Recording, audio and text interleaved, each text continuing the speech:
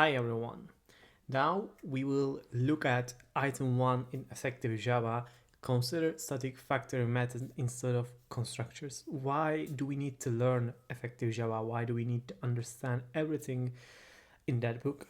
Even though we have AI in this world, I strongly believe that knowing fundamentals and core concept of each programming language such as Java will give you an opportunity to understand uh, the core concept of software development, and at the same time it will give you another opportunity to how can you prompt AI.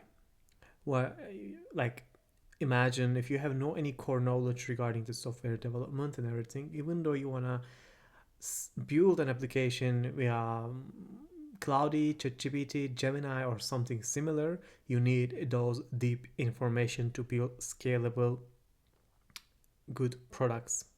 So that's why I strongly believe still these concepts are important for the developers to learn.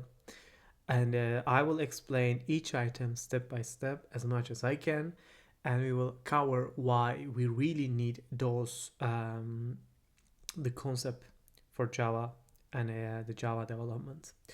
So George Bloch is a contributor of the Java, and he wrote a book which is Effective Java, and it has around 90 items, and this will be the first video for the first item. Item 1, consider static factory methods instead of constructors. We will go into the deep with this item now.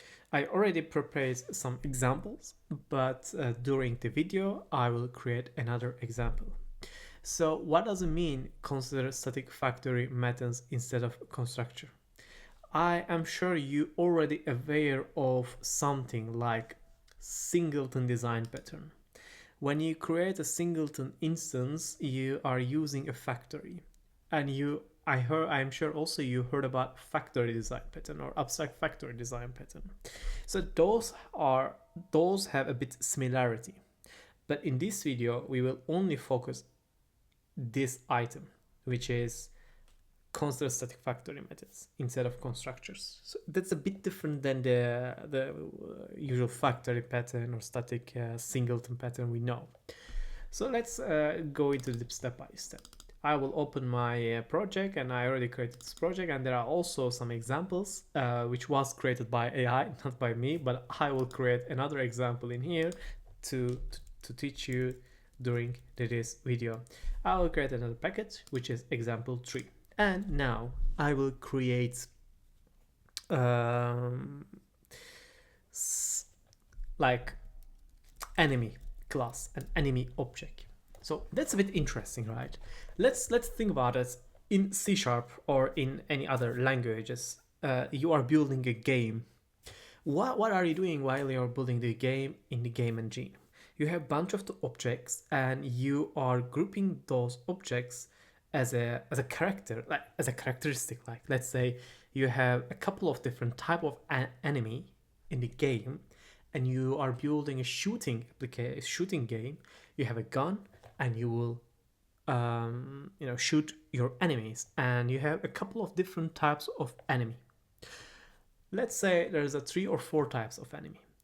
Let's think about it, right? So first, what enemy has as a feature? I think health, right? It's already recommended me, and damage. And then what kind of things that enemy can have? Speed. And some enemies might have a name. And some enemies might have a head. Like, maybe there are headless enemies, right? Heads. Sorry. Boolean.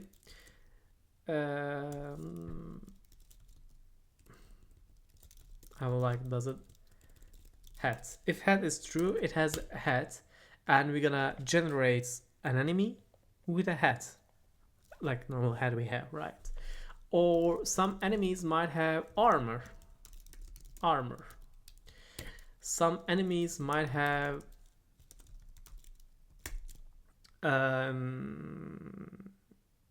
sword, and some enemies might have shields and some enemies might have magic. Okay, so we have a couple of different features that our enemies have, and some of them are special for per enemy, some of them are the common. What are the common ones? Health is the common for all enemy objects. Damage is the common for all enemy objects. Speed is the common for all enemy objects. And name is the common. I will remove the head, by the way. This is not a good one. I will remove it. Just forget about head. So normally, what are we doing during the Java or object-oriented programming? We are using encapsulation to set these variables to create object of the enemy, right? Like constructor blocks. Let me create constructor blocks by helping of IntelliJ. I will choose all of them and I will create a constructor block. Yeah, so imagine what I need to do. I will go to my main and I will create an enemy with like enemy var enemy equals new enemy. Right. So I want to create an enemy which has armor, sword, shield, but not magic. So that's why I will do true, true, false. Enemy has armor and sword. And the second one, I will create enemy has magic. And then I will create enemy has armor and sword. There's no armor and sword, only shields. So when you look at that code, it's a bit awkward, like, because you have to pass some parameters unnecessarily. What you can do to prevent this, you can give those are false, default. You don't need to pass as a parameter. And then you can create a multiple constructor to prevent this. How you can do that? You can do this. Public enemy int health boolean armor. When I want to create an enemy with armor and sword, what I need to do, I need to create a second constructor. Only this constructor receives armor and sword, and others will be set as default false. Or if I want to create another enemy, like only has magic, I will do the similar thing for the magic. Or the second one, a third one, I will do another thing for the magic. So if you look at this example, it's a bit boilerplate code. Like you have so many constructor blocks that it's difficult to manage it. Let's go our book.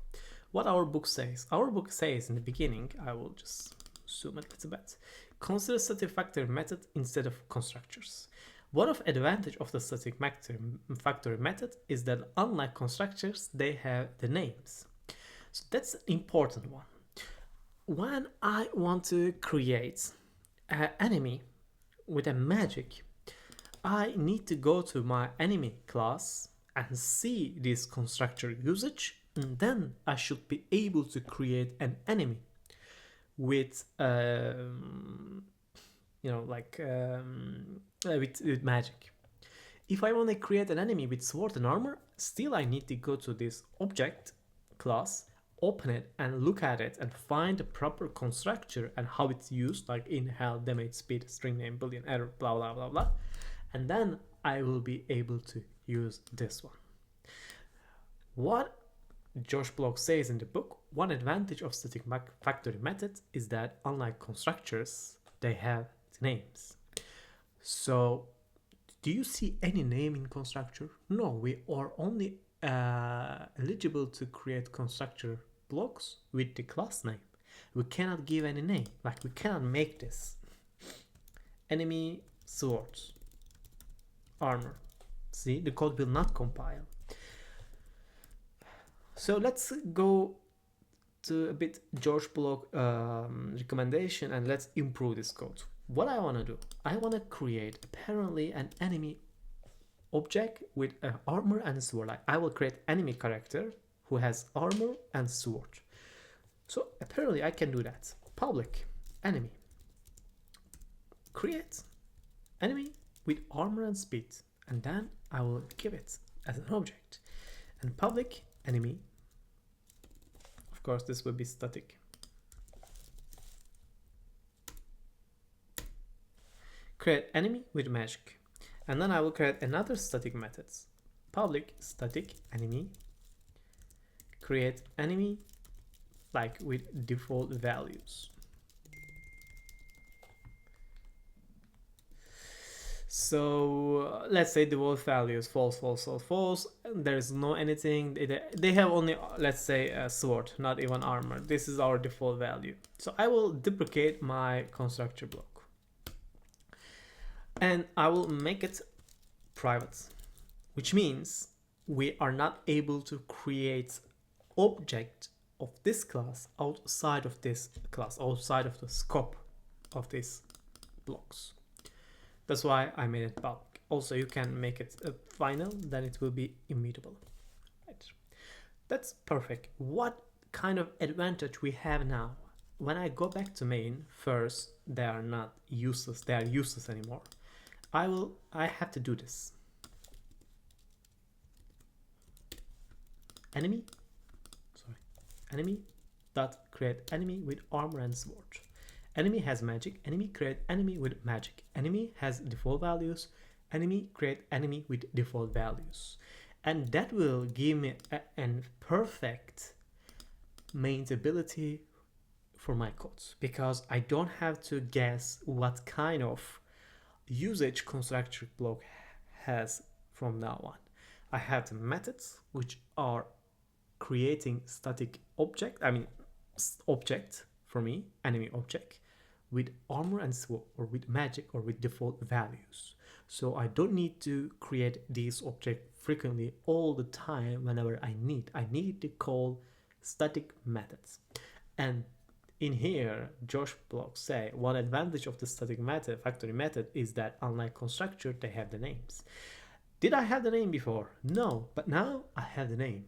I can easily call the functions whenever I want, and it will create enemy for me. I can also like multiply those like static enemy, like create enemy with health and damage.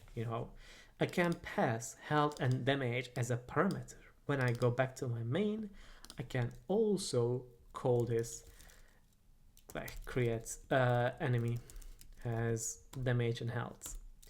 It will be 150, 20, whatever it is. It's not important at all. When I run my application from the main, and you will see output in here, enemy with armor, sword, enemy with magic, blah blah. This is our object. So this is crucial, the concept, to understand how you can maintain your code and how you can make it better. And of course, in the book, Josh Bloch gives a real example regarding the like list of Boolean or big integer, as you can see in here. And also he specifically mentioned in here not that a static factor is not the same as factory method pattern. This is not definitely the same thing. It's totally different. It is very useful when you need to know when you need to use it. A second advantage of the factory method is, unlike constructors, they are not required to create new object each time they are invoked. So this is also important. Like, let's say you don't want to create each object each time. What you can do, you can keep your object in here and cache it, and then you can call existing object all the time, and that will give you an advantage to keep your memory safe. And also he mentions a third advantage of the static factory method is that unlike constructors, they can return object of any type of return type. So of course I don't have any example in here right now, like we don't have any type, but if we go back to our previous example that I created via AI, you will see in here. So we're gonna create a circle. Circle is a shape, right? Because it has parent, it's shape, it's implemented from shape. So it has draw. When you call the draw, it will draw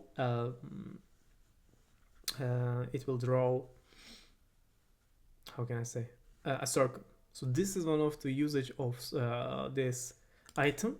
If you go back to previous one, for instance, rectangle, like as you can see here, they have static methods, right? New rectangle with color, align, and thickness.